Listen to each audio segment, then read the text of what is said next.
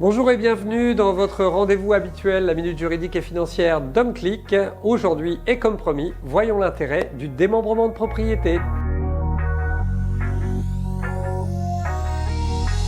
L'avantage premier du démembrement est l'anticipation successorale et fiscale, comme nous l'avions vu précédemment. En effet, donner de son vivant la nue propriété d'un bien à ses enfants et en conserver l'usufruit est un moyen de préparer sa succession.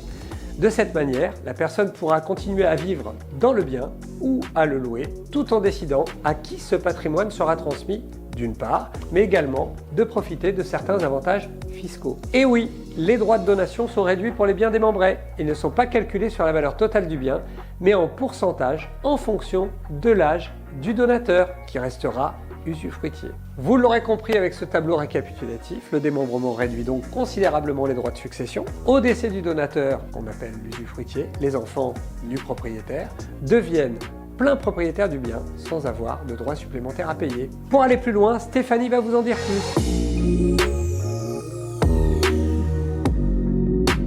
Le mécanisme du démembrement permet également à toute personne de se constituer un patrimoine qui prend de la valeur à terme, sans pour autant être imposé à l'impôt sur le revenu ou à l'impôt sur la fortune immobilière. En effet, la détention de part d'un bien en nue propriété, bien immobilier ou SCPI notamment, ne produit pas de revenus et donc pas d'impôt sur le revenu. Quant à l'IFI, impôt sur la fortune immobilière, et sauf exception, c'est à l'usufruitier qu'il appartient de déclarer ce patrimoine le cas échéant.